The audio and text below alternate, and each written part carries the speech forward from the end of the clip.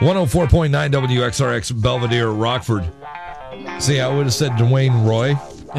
I might have to change that to Wah. Right. I didn't realize he was going to be Canadian. Castle Stories, a rock and roll scrapbook. We say hi to Dwayne. Dwayne, is it Roy or Wah? Just Roy. Just Roy. See, he doesn't have that French accent. Right, Otherwise, it would be. He's from Ontario.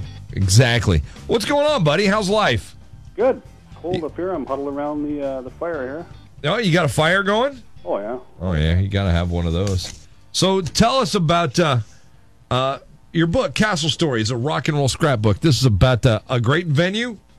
Oh, incredible venue. What made it so great? Lawlessness. The lawlessness. Yeah, anything goes. It was insane. It was a small town, 4,000 or 5,000 people, and 15,000 rock and roll fans would come in there and just raise hell. Now, what was the setup of the venue? So the venue was actually there was an old castle there from the 20s, from the Sears and Roebuck days, and they just slapped a stage in front of it and went wild. No kidding. Yep. Now, did you attend several shows there, I take it? I attended 10 shows there, yes. 10 shows? Yep. How long was the venue up and running? It started in 76, and it died in 96. So for 20 years, this thing went on? 20 years, yep. How many shows would they have there a year? I think they'd average about 7 or 8 shows. What brought it down?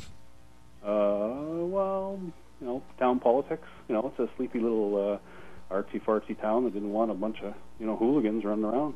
Finally, somebody said, we don't want this rock and roll going on in our town. Yeah, well, you know how it is. The town council can make things difficult for you if you're a business owner. No, I don't know anything about that. Yeah. I wouldn't know anything about a town council trying to shut down a rock and roll venue. Yeah. So, did you camp there, or did you? We camped there. We stayed in hotels. We crashed in the back of trucks. We didn't sleep. Whatever. So, what shows did you see? What shows did you see there? Oh, actually, I saw Whitesnake on there on their first headlining show in America. Really?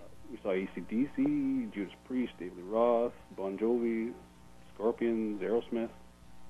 Huge. Metallica, Iron Maiden. So what is going on there now?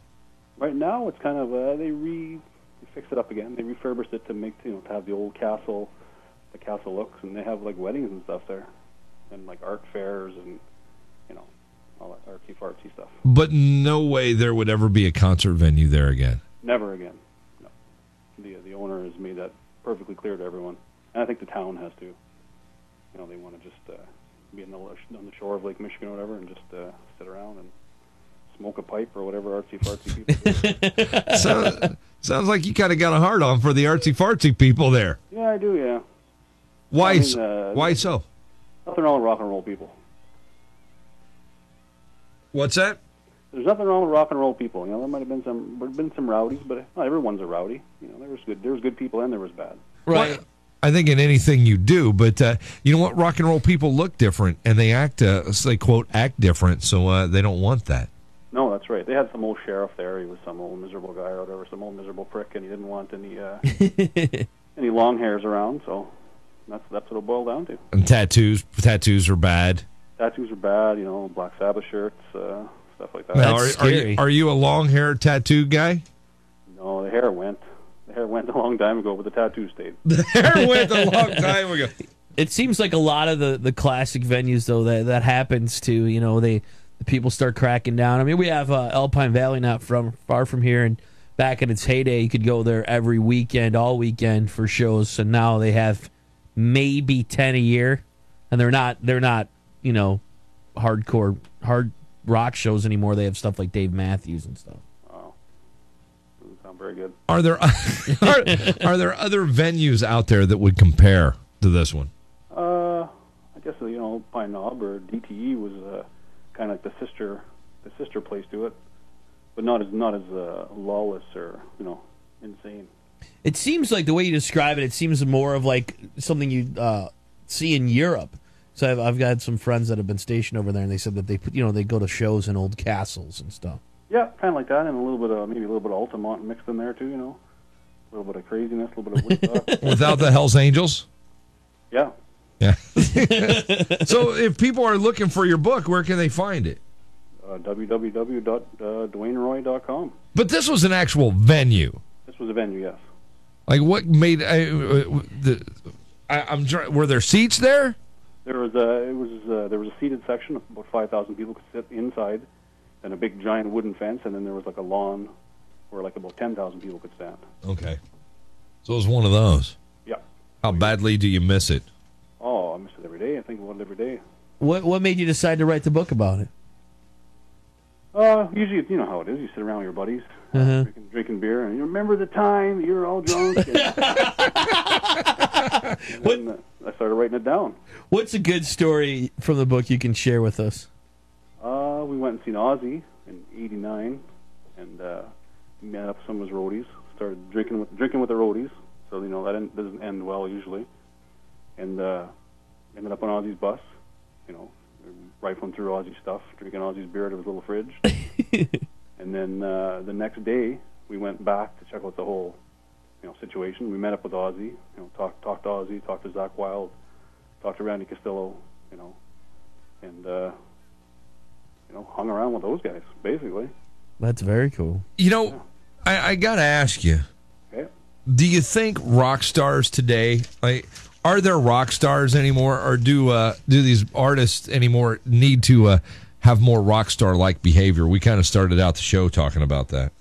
It'd be nice to see a little bit more craziness around, you know. I'd like to see them start throwing crap out the windows again. They don't trash hotel rooms anymore. No, because they're all corporations and businesses and all that. They should be like Lemmy. If everyone was like Lemmy, the world would be a better place.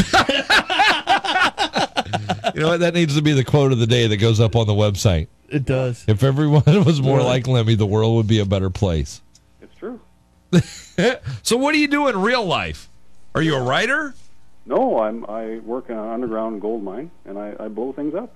I'm a professional explosives guy. You're a gold miner. Yep. Where the hell is there a lot of gold up there? There's a lot of gold up here. Yeah. Now, do you ever steal any, or do you have to? I mean, do they check you out pretty good before you leave? No, well, you don't see it. You know, there's tons of rock or whatever, so you don't actually see that much real gold. Plus, it's dark. So I mean. So you just blast it out, and then somebody else has to dig through it. Yep. So yeah, that's a pretty good gig right there. That's pretty cool. What's the most fun that you've ever had blowing something up? Had blowing something up. We, you know, on occasion we may take people's stuff and blow it up. You know? Lunch pails, hard hats, coveralls, whatever. You know, people leave their stuff laying around and it gets blasted. Anybody see my lunch? I'm looking for my lunch. Where the hell's my lunch pail? Castle Stories is the name of the book, and Rock and Roll Scrapbook. Rock and Roll Scrap. Hey, thanks for taking the time today. Yeah, no problem. Hey, we appreciate it. And what's the website if people want to look you up? DuaneRoy.com. Duane, spelled just like Dog the Bounty Hunter, Duane. Duaneroy. just like Dog the Bounty There you Hunter. go. Hair's gone, tattoos are still there. Thanks, Duane. We appreciate it. Okay, take it easy. 104.9 The X. 104.9 The X.